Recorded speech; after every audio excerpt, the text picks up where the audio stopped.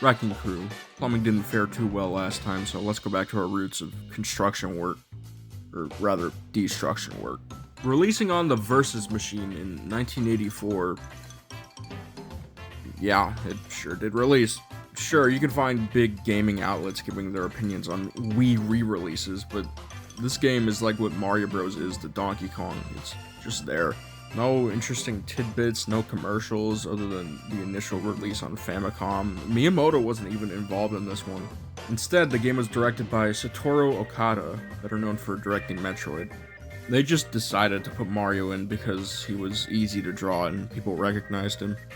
At least he got a sequel. Now, usually I would do what I've done for the rest of these arcade games and start with the arcade port, but to tell you the truth, after looking into it, I kinda don't want to. Versus Wrecking Crew was mainly a two-player experience where both players battle it out and compete for a higher score. Now, at face value, that seems a lot like Mario Bros, but on closer inspection, it's not. For one, you could play solo in Mario Bros. You can technically do that in Versus Wrecking Crew, but the game still gives you a computer to fight against, which is like playing Mario Party by yourself. It's sad. Secondly, Versus Wrecking Crew is locked to competitive two-player. I mean, it is in the name. Mario Bros could be played in different ways. You could choose to help each other out or purposefully try to make each other's lives miserable. It offered more freedom.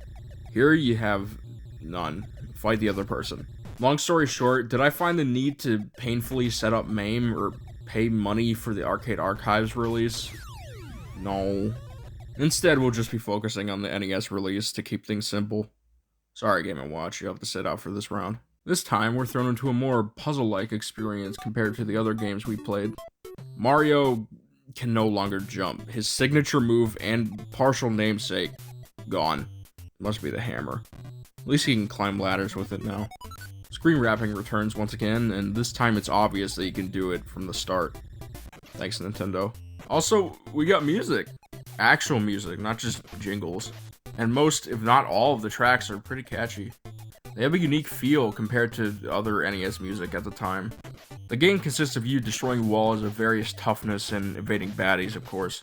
Once you break every wall, you complete the level and move on to the next one.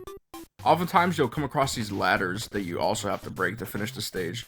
The ways that these are implemented are pretty clever, and sometimes you really have to scope out your surroundings before considering breaking them. If you break walls in a certain order, you'll uncover letters that spell out your name, and if you get them all, you earn an extra life. Then there are these doors, which apparently enemies can walk through them, which transports them to the opposite side of the site, rendering them safe. I never knew about this, but frankly, I feel like that's just a clutch. I beat a ton of stages without even knowing about it. It just added more of a challenge that felt legit. Barrels often block your path too, which forces you to think of a different path, or you can move it if it's placed above a support. To make your job easier, there are these bombs scattered around which you can hit to explode multiple walls at a time. If you don't move out of the way in time though, you risk falling down to the first floor. Sometimes destroying a line of bombs in a row can get you a goodie. I got this lucky cat here, it gives you a ton of points. Now, I would show you the other ones if the way in finding them wasn't math-based. So, the game dictates what item to give you by taking the phase number and the amount of times that Mario has swung his hammer and divides it by 8. If it's 4 or 7, it's a lucky cat. To put it bluntly, I am not a fan of having to do division on the fly for an optimal path in a video game, which is why I have no footage of the iconic golden hammer. It allows you to break walls quicker, fight back enemies, and plays an awesome tune. I should need a guide for obtaining a power-up in a Mario game, that's just absurd. Moving on, the enemies we have here are less in number, but are more deadly. There are these dinosaur-like creatures that chase after us and can climb ladders. Ugh. Eggplant dudes that like to run in a straight line, more so a nuisance regarding other things. The fireballs from Mario Bros. Return once again, spawning in when you wait around for too long. And then there's this bastard, Foreman Spike, now most well known for his appearance in the Mario movie. You'll first meet him in this bonus game where you have to find a coin to earn more points. Then in later levels, he just becomes an obstacle. He's basically what the other player was in Versus Wrecking Crew, being able to knock you down if you're not careful. Away with you, fiend, get eaten by the barrel of doom. Oh god. Mario is dead. He's actually dead. He's not surviving that turbulence.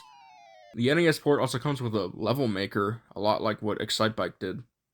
Look, is me. So, we have plenty of levels, a whopping 100 before they start looping. Good foes, fair variation, and constantly breaking stuff is just free dopamine. It's fun, enough said. The only problem I have is how the game expects you to know stuff when it comes to the bonuses. Sure, that's the point of a bonus, I guess, but getting the correct order on every stage with the letters is trial and error to a degree that I loathe. And how did they expect anyone to figure out how the item system worked? But core gameplay wise, I can see myself in another universe playing this more than Mario Bros. All of these early games have a running theme with being secretly tough once you get far enough. And it's neat when a game like this takes itself seriously in the difficulty department. It's a true family game. A parent could show their kid how to solve a puzzle and all would be said. That's the kind of design I respect. Severely underrated in my opinion. Wonder how a remake in the style of Mario vs. Donkey Kong would shape up to be. And that's Wrecking Crew. A great time killer and appealing for all ages. I highly recommend trying it. But how will Mario's next adventure compare? I suppose we should check that out. See ya.